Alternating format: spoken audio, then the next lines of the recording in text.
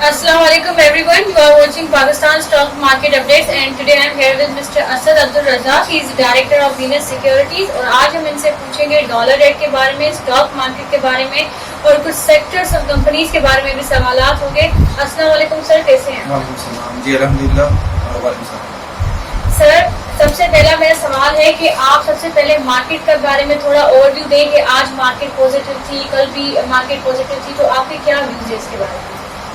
देखिए, पहले तो जो मार्केट जो कल पॉजिटिव थी उसमें मेन रीज़न यही था कि डॉलर का जो काफ़ी टाइम से ये देख रहे थे कि पाक रुपीज़ काफ़ी डेप्रिशिएट हो रहा था। तो कल जो है BKR जो है वो एप्रिसिएशन भी तकरीबन 11-12 रुपये, तो इसकी वजह से कॉन्फिडेंस भी आया और ये भी साथ साथ ये न्यूज़ आई कि IMF जो है वो 3rd वीक ऑफ अगस्त में जो है वो पाकिस्तान को जो पहले जो ये था कि $1 करोड़ 20 लाख जो है वो $1.2 बिलियन जो है वो रिलीज़ कर रहा है, $1.8 बिलियन जो है उसकी बात आ रही है कि वो रिलीज़ कर रहा है। इसके अलावा जो है चाइना का भी आज आ गई न्यूज़ कि चाइना जो है वो गोल ओवर कर रहा है $2 बिलियन का। सर, वैसे देखा जाए तो डॉलर इतनी 11-12 रुपए मतलब रुपी एप्रिशिएट हुआ है, ये तो मतलब एक पाकिस्तान की हिस्ट्री में सबसे जो है फर्स्ट टाइम ऐसा हुआ है। तो इसके पीछे क्या रीजंस हैं कि मतलब एक ही दिन में इतना ऊपर, वरना कुछ अगर पिछले दिनों को देखा जाए तो 3-4 रुपए जो है वो जो है रुपये हमारा डेप्रिशिएट हो रहा था, लेकिन एक ही दिन में 10-12 रुपए एप्रिशिएट होना, तो इसके पीछे क्या रीजंस है? देखिए, सबसे पहले जो ये ट्रेड डेफिसिट के जो नंबर आए वो भी एक इंकरेजिंग थे। जो हमने देखा कि इंपोर्ट जो है ऑल्दो के एक्सपोर्ट भी डिक्लाइन नहीं है, बट ये कि इम्पोर्ट मैसिवली डिक्लाइन नहीं है, जिसकी वजह से हमें ये लग रहा है कि गोइंग फॉरवर्ड जो है वो बहुत बड़ा करंट अकाउंट डेफिसिट जो है वो FY23 में ऐसा नहीं होगा। और दूसरा ये कि अगर यही इम्पोर्ट और जो गवर्नमेंट जो इम्पोर्ट कर्टेल कर रही है, ऑल्दो के जो है उसके ऊपर कस्टम ड्यूटी और ये सब चीज़ें हमें अवेल हो रही हैं, बट ये कि हमें जो है वो बेनिफिट ये है कि अभी इम्पोर्ट वगैरह थी काफ़ी हद तक कर्टेल हो गई, जिसकी वजह से ये है कि आउटफ्लो नहीं हो रहा डॉलर का। और न्यूज़ जो आ रही है कि आगे जो है हमें गोइंग फॉरवर्ड जो है वो जिस तरह से इंटरनेशनल ऑयल की प्राइसेस भी है वो भी काफ़ी हद तक कम हो गई हैं। जैसे हमने देखा कि WTI क्रूड ऑयल 102 से जो है वो $91 चल रहा है, तो ये भी एक अच्छी न्यूज़ है पाकिस्तान के लिए।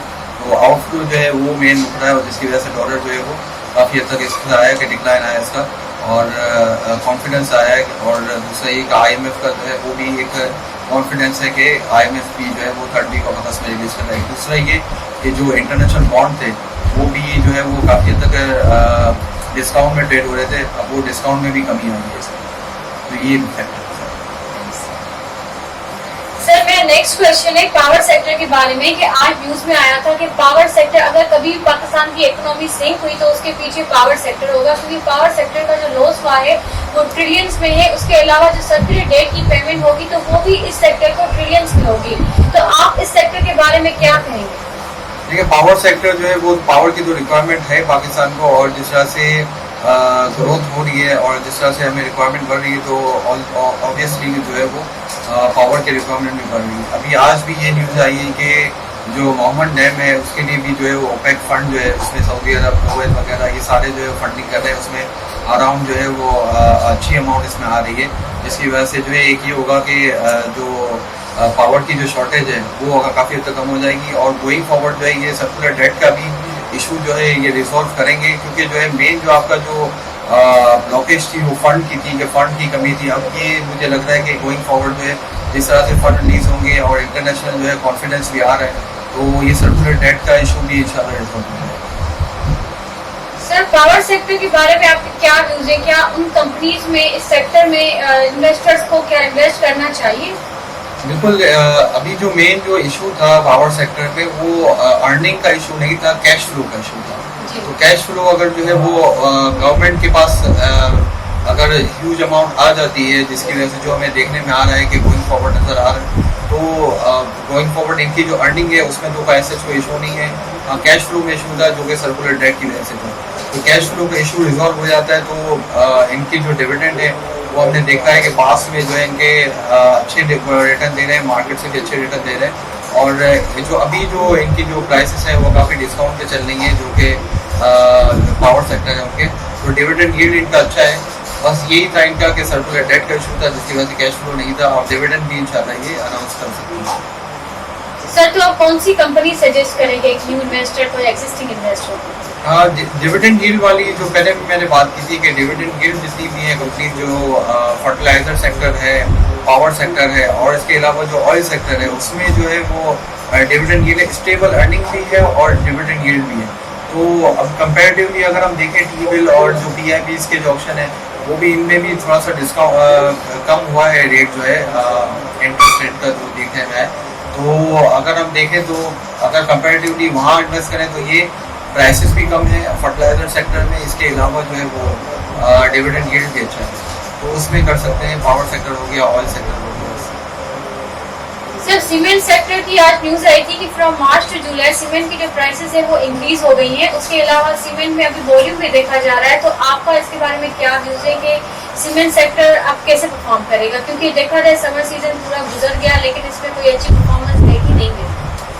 सीमेंट सेक्टर हो गया, ऑटो सेक्टर हो गया, ये सिक्लिकल इंडस्ट्रीज हैं और ये जब इकोनॉमी ग्रोथ पे आती है तो डिमांड भी यहीं से क्रिएट होती है और जो इकोनॉमिक एक्टिविटी जो नज़र आती है वो यहीं सेक्टर से आती है।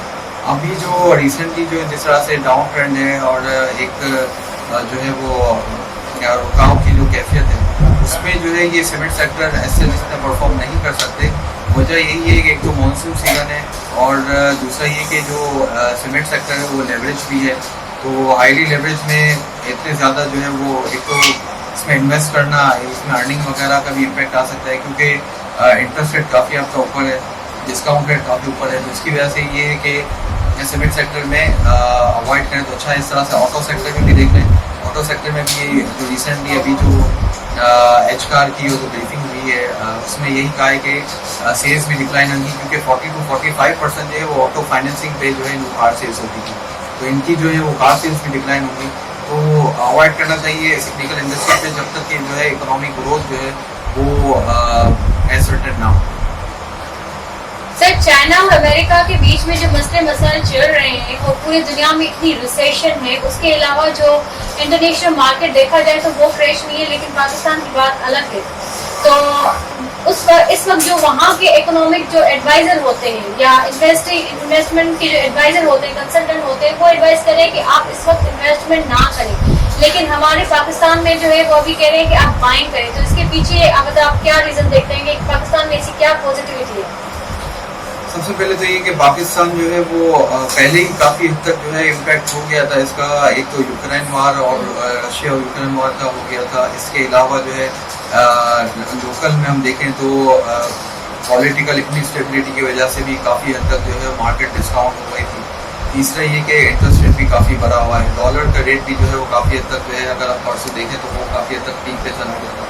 तो ये सारी चीज़ें थी जो मार्केट को हर्ट कर रही थी। तो अब ये चीज़ें जो है वो ऐसा लग रहा है कि जो है वो ये जो पीक आउट हो गई है, इंटरेस्ट रेट हो गया, डॉलर हो गया और पॉलिटिकल भी स्टेबिलिटी आ रही है। तो इसकी वजह से जो है वो ये 3 और 4 फैक्टर इस तरह से हैं। और जो सबसे बड़ा फैक्टर था जो ये बातें हो रही थी कि पाकिस्तान डिफॉल्ट की तरफ जा रहा है, तो वो भी अब जो है वो फैक्टर खत्म हो गया।